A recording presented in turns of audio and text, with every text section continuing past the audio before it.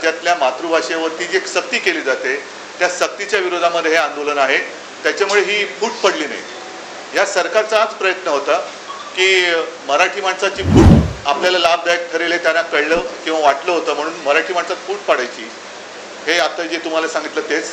आता आज हे आंदोलन केल्यानंतर त्यांना ही कल्पना नव्हती की मराठी माणूस एवढा एकवटेल. आज हे आंदोलन केल्यानंतर आता मराठी माणूस एकत्र होऊ नये, कारण 5 तारखेला जो मोर्चा आम्ही ठरवला तो मोर्चा होऊ नये म्हणजे मराठी माणूस एकत्र येताच कामा नये. एक तर तो फोडण्याचा प्रयत्न करायचा, तो फोडण्याचा प्रयत्न अयशस्वी झाल्यानंतर आता तो एकत्र येऊ नये म्हणून GR रद्द केला. मग आता हा GR रद्द केला, कोणी GR काढला होता? ह्या लोकांचं म्हणजे पूर्वी मध्ये एक तो पिक्चर आला होता ना हरिश्चंद्राची फॅक्टरी, तशी भाजप म्हणजे खोट्याची फॅक्टरी झालेली आहे, अफवांची फॅक्टरी झालेली आहे. भाजप हा अफवांची फॅक्टरी आहे. अफवा पसरवायच्या, खोटं नाटक कथानक सादर करायचं, विरोधकांची बदनामी करून टाकायची आणि खोट्या मार्गाने विजय प्राप्त करणं हा भाजपचा एक आता धंदा झालेला आहे. आणि त्या धंद्याला आज मराठी माणसांनी चोख उत्तर दिलेलं आहे. माझी आता अपेक्षा नव्हे, माझा मराठी माणसाला आग्रह आहे की एखादं संकट येईपर्यंत आपण एक होण्याची वाट कशाला बघायची. एक संकट जे येऊ घातलं होतं, उंबरठ्यावरती होतं, आपण नुसतं एकवटतोय हे बघितल्यानंतर या संकटाला माघारी जावं लागलं. म्हणून ही जी काय आता जाग आलेली आहे ही जाग आपल्याला कायम ठेवावी लागेल. ठीक आहे, 5 तारखेला आम्ही या सक्तीच्या विरोधात मोर्चा काढणार होतो, पण 5 तारखेला हा मोर्चा आता जल्लोष किंवा विजय मोर्चा, आता मोर्चा किंवा सभा, त्याचं स्वरूप कुठे कधी काय असेल हे 1-2 दिवसामध्ये आम्ही सगळ्यांशी बोलून सर्वांना सांगू. परंतु मी परत एकदा सर्व मराठी माणसांना आणि या आंदोलनाच्या निमित्ताने एकवटलेल्या सर्व पक्षांना हात जोडून विनंती करतोय की आपण ह्या सक्तीच्या विरोधात एकवटलो होतो. ही सक्ती तर आता मागे घ्यायला लावलेली आहे, तरी देखील 5 तारखेला आपण मोर्चा काढायचा, सभा घ्यायची, कुठे घ्यायची, कधी घ्यायची, कसा मोर्चा काढायचा, हा सगळा कार्यक्रम 1-2 दिवसामध्ये सगळ्यांशी बोलून मी ठरवेन. म्हणजे सगळ्यांनी ठरवावा, सगळ्यांनी याच्यामध्ये सहभागी व्हावं ही मी त्या सगळ्यांना ज्यांनी आज याच्यात सहभाग घेतला होता त्या सगळ्यांना मी विनंती करतोय. आता त्या समितीला काही तसा अर्थ नाहीये, कारण सक्ती कोणाचीही समिती नेमली तरी सक्ती करू शकत नाही हे कळलेलं आहे. त्याच्यामुळे त्याच्यात सुधारणा काय वगैरे वगैरे ठीक आहे, सक्ती तर संपली. सक्ती हा विषय कोणाचीही समिती नेमली तरी ती होऊ देणार नाही. मग कोणी आणा, तुम्ही कोणाची समिती नेमा, सक्ती नाही होणार. मुख्यमंत्री म्हणाले की तुम्ही मुख्यमंत्री होता तेव्हा या संबंधीचा अहवाल घेतला, इतिवृत्त देखील त्यांनी त्यावेळेस वाचून दाखवलं आणि यासोबत ते असे म्हणाले की GR देखील तुम्ही काढला होता. त्यामध्ये मी आता काय बोललो, भाजप ही अफवांची फॅक्टरी आहे, खोट्याची फॅक्टरी आहे. जसं हरिश्चंद्राची फॅक्टरी आहे, आता त्याचं मी तुलना नाही करू शकत, कारण दादासाहेब फाळकेंच्या वरती तो चित्रपट आहे आणि होता, त्याच्यामुळे हे नाही आहे. हे मी तुलना सहज एक गंमत म्हणून फॅक्टरी म्हणून बोलतोय. आता अफवांची फॅक्टरी हा एक चित्रपट काढायला हरकत नाही, त्याच्यासमोर पोस्टरवरती देवेंद्र फडणवीसांचं चित्र लावा, अफवांची फॅक्टरी. उद्धवजी, मुख्यमंत्री असं एक म्हणतात की राज ठाकरेंचा देखील हिंदी सक्तीला विरोध आहे, तर त्यांनी पहिला प्रश्न जो आहे तो तुम्हाला विचारायला पाहिजे. म्हणजे उद्धव ठाकरेंना हिंदी सक्तीच्या संदर्भात पहिला प्रश्न विचारा ना. पण पहिलं मुख्यमंत्र्यांना मराठी कळतं का, म्हणून मराठी आम्ही सक्तीची केली. कारण तो जो वृत्तांत आहे आहे ना आपल्याकडे कागद, त्याच्यामध्ये नाही आपल्याकडे ज्याच्यामध्ये सगळे GR आता लावलेले आहेत आपण ते GR आहे. आणि तुम्हाला परत एकदा नीट सांगतो, मुळामध्ये ही समिती नेमली होती ती उच्च शिक्षणासाठी, आणि उदय सामंत त्यावेळेला उच्च शिक्षणाचे मंत्री होते. आता माशेलकर समिती नेमली का, तर राष्ट्रीय शैक्षणिक धोरण आल्यानंतर ते धोरण आलं, त्याच्यावरती बाबा आपण काय करायला पाहिजे म्हणून एक उच्च शिक्षणासाठी म्हणून समिती नेमली. त्याच्यात प्राथमिक शिक्षक कोणीच घेतले नव्हते किंवा प्राथमिक शिक्षणाशी संबंधित असलेले कोणीच घेतले नव्हते. हा अहवाल मंत्रिमंडळासमोर मंत्रिमंडळाला सादर झाला. आता तो अहवाल सादर झाल्यानंतर त्याच्यावरती पुढे अंमलबजावणी कशी करावी की न करावी यासाठी एक अभ्यासगट नेमला गेला. तो अभ्यासगट माझ्या अध्यक्षतेखाली मी तत्कालीन मुख्यमंत्री होतो म्हणून नेमला गेला. त्याचं हे काय इतिवृत्तांत वगैरे सगळं आहे, ह्याच्यात सगळं दिलं आहे, त्याच्यात पण आहे. तर तो नेमल्यानंतर पुढे सरकार पाडलं यांनी, त्याच्यामुळे ना अभ्यास गटाची मीटिंग झाली आणि तो जो काही शिफारशी ज्या केल्या होत्या तो आम्ही कधी पान उघडून पण बघितलं नाही. पण GR यांनी काढला.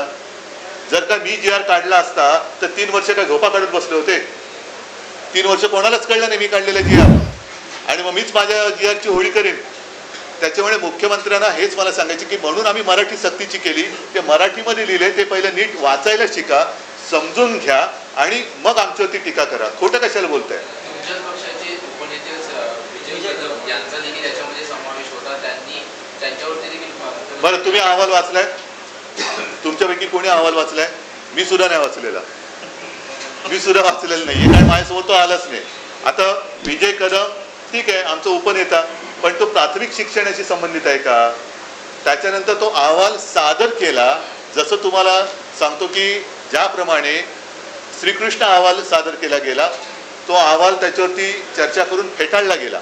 तो फेटाळल्यानंतर तत्कालीन पंतप्रधान अटल बिहारी वाजपेयी यांनी तो जबरदस्ती घ्यायला लावला, अंमलबजावणी करायला लावली, ज्याचा त्रास हा त्यावेळेला शिवसैनिकांना जास्त झाला. त्याच्यात एक सुद्धा भाजपवाला नाही अडकला, सगळे शिवसैनिक अडकले. पण हे त्याची प्रक्रिया असते.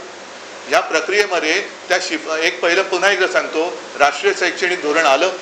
ते आल्यानंतर त्याच्यावरती सगळं त्याचं उणीवा आणखीन उणं काय असेल ते समजून घेण्यासाठी एक समिती नेमली. माशेलकरांच्या अध्यक्षतेखाली उच्च शिक्षणासाठी ती समिती नेमली होती. तिचा अहवाल हा सादर केला म्हणजे दिला गेला. आता तो दिला गेला तो एक असतं किंवा तो सादर केला गेला, पण तो केला गेल्यानंतर त्याच्यावरती पुन्हा काही चर्चा करण्यासाठी एक अभ्यासगट नेमला. त्याची एकही बैठक झाली नाही. म्हणजे तो अहवाल प्रत्यक्षात माझ्यासमोर कधीच आला नाही आणि आम्ही त्याचं पानही उघडून बघितलं नव्हतं. आता प्रत्यक्षात तो अहवाल काय आहे हे बघण्याची मला उत्सुकता आहे, पण त्याच्यात काही जरी असलं तरी आम्ही हिंदी सक्ती होऊ देणार नाही. आणि ते त्यावेळेलाही माझ्या लक्षात म्हणजे वेळच आली नाही. सरकारच पाडलं ना गद्दारी करून.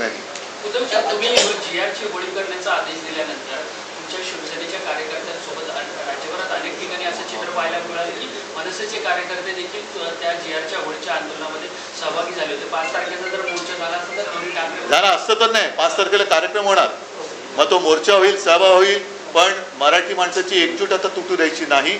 म्हणून आता हे महाराष्ट्राच्या कानाकोपऱ्यामध्ये लोण पसरलेलं आहे.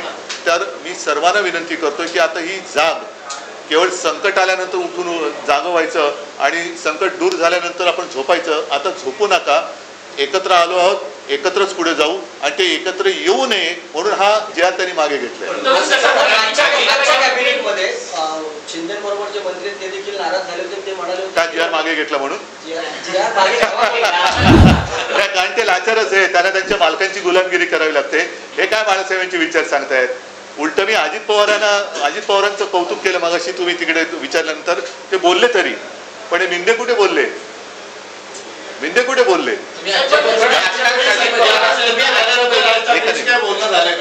आमचं बोलणं सुरू आहे. अगदी प्रत्यक्ष माझं त्याचं नसलं तरी आमचं सुरू आहे. आणि म्हणून सांगतो की 5 तारखेला माझी तर इच्छा आहे की आज जे सहभागी अगदी मराठी भाषा समिती सुद्धा आहे, त्यांनी सुद्धा, इतर सुद्धा पक्ष, अगदी मनसेने सुद्धा एकत्रित कार्यक्रम आपला हा व्हायलाच पाहिजे 5 तारखेला, अशी माझी आग्रहाची विनंती. आणि आम्ही तो कार्यक्रम एकत्र आला, मनसे असतील किंवा आपला पक्ष असेल, जसा या मुद्द्याला घेऊन आला ना, हा मुद्दा कधीच नाही, तसं पुढे देखील असं एकत्रित पाहायला मिळेल का? राज्यभरातल्या जनतेला याची उत्सुकता खास करून निवड. मी परत सांगतो की एखादं संकट आल्यानंतर आपण एकत्र येण्यापेक्षा आपण एकत्र आलो तर संकट येणार नाही, ही माझी धारणा आहे. एकत्र येईल, ठाकरे ब्रँड 5 तारखेला एकत्र येईल हे कुठेतरी त्यांना वाटलं असेल, हे मुख्य कारण आहे. नक्कीच आहे ना. मी तुम्हाला परत एकदा सही करतो, पुनरुच्चार करतो की पहिलं त्यांचा हा अत्यंत कुटील डाव होता की मराठी अमराठी विभागणी करायची, मराठी माणसांमध्ये फूट पाडायची आणि आपली पोळी भाजायची. आता तो डाव अयशस्वी झाला. मग आता मराठी एकत्र येऊ नये म्हणून हा GR मागे घेतलाय. नाहीतर एवढा हट्ट करण्याची त्यांना गरजच नव्हती. हिंदू हृदय सम्राट बाळासाहेब ठाकरे ज्यावेळेस होते त्यावेळेस देखील असा छुपा अजेंडा हिंदीचा लादण्यात येत होता, पण बाळासाहेब ठाकरेंनी नेहमी तो हाणून पाडला. यावेळेस देखील आपण हाणून पाडला, तर तेव्हापासून सुरुवात ही आहे आणि खऱ्या अर्थाने आज यशस्वी आपल्याला मिळालंय. बघा, मी तुम्हाला एक सांगतो की परत एकदा सांगतो, आमचा हिंदी भाषेला म्हणून विरोध नाही, परंतु आपल्या देशामध्ये भाषावर प्रांतरचना झाली. प्रत्येक प्रांताची एक भाषा आहे. त्या भाषाच्या किंवा प्रांताच्या अनुसार तिथली जी मातृभाषा आहे तिला सर्वोच्च मान हा त्या प्रांतात दिलाच पाहिजे. जसं हिंदी भाषिक प्रांतात हिंदीला दिला पाहिजे, गुजराती भाषिक प्रांतात गुजरातीला दिलं पाहिजे, तसं महाराष्ट्रामध्ये मराठीला मिळालं पाहिजे. आणि इकडे तर अनेक अमराठी लोक वर्षानुवर्ष पिढ्यानपिढ्या राहत आहेत.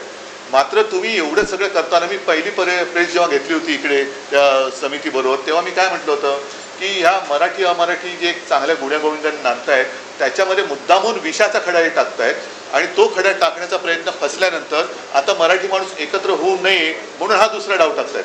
तर हे जे काय स्वयंघोषित अनाजी पंथ आहेत त्यांना असं वाटतं की चाणक्यानंतर हेच, तर असं काही नाहीये.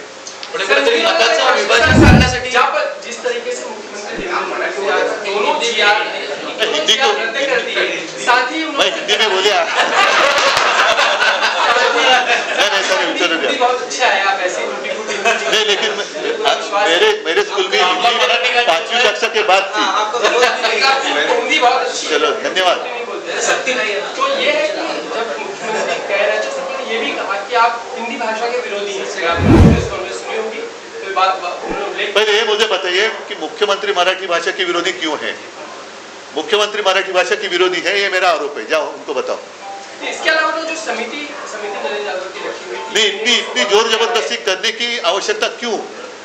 अब बाकी सारे विषय है, अपने यहाँ काश्तकार आत्महत्या कर रहे हैं, बाकी रोज ही विषय. कल से अधिवेशन शुरू होने जा रहे हैं, सत्र शुरू होने जा रहा है, तो बाकी के विषय उस पर बात करो ना. आप मराठी के पीछे क्यों पड़े? मराठी के बारे में आपके मन में इतना जहर क्यों है? मुख्यमंत्री तो मराठी के विरोधी है, या शायद मैं ऐसा कहूँ तो गलत नहीं होगा कि महाराष्ट्र के जो द्रोही है या महाराष्ट्र के जो शत्रु कहना थोड़ा शायद ज़्यादा होगा, लेकिन उनके ये गुलाम है क्या? शालेय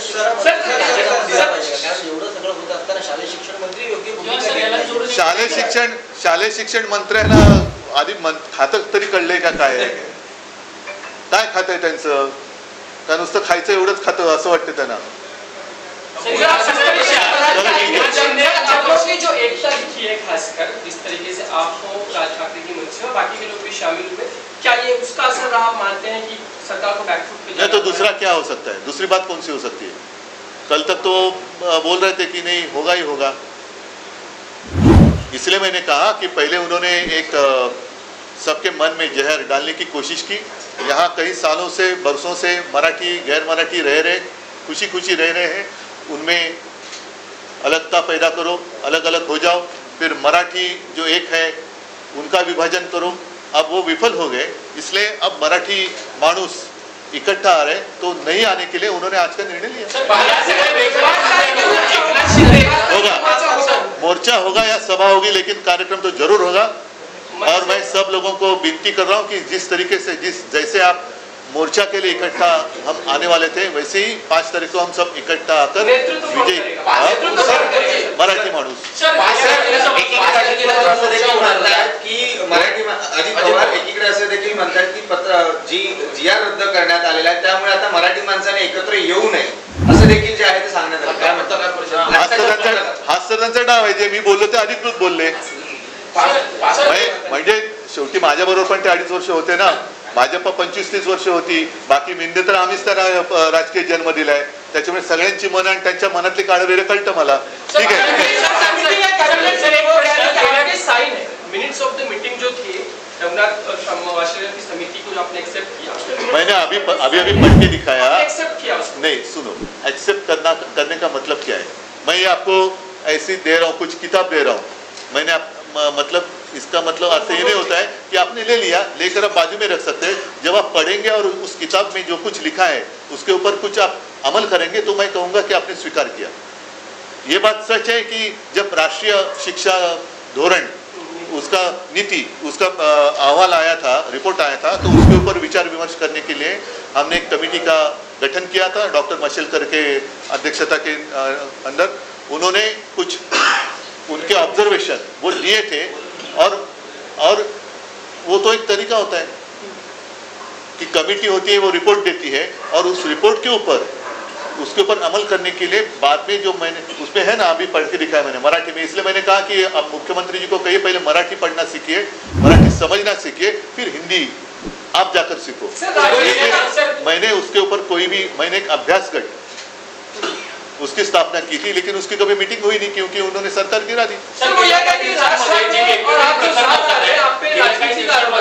गेल्या काही दिवसांमध्ये वेगवेगळी प्रकरणं विषय समोर येतात आहे आणि आता हिंदी सक्तीचा मुद्दा, यामध्ये एकनाथ शिंदेच्या शिवसेनेची कोंडी होताना किंवा माहितीमध्ये कोंडी नाही, ते संपले. त्यांना काही विचारधारा नाही. त्यांना बाळासाहेबांची विचार हे सगळं थोतांडे आता त्यांना कळलेलं आहे. कारण जो माणूस मराठीवरती अन्याय होताना आपल्या दाढीतून सॉरी तोंडातून शब्द काढू शकत नाही, तो काय करणार. चला, धन्यवाद सगळ्यांना. जय हिंद, जय महाराष्ट्र. चला, धन्यवाद सगळ्यांना. तुम्हाला सुद्धा धन्यवाद. हो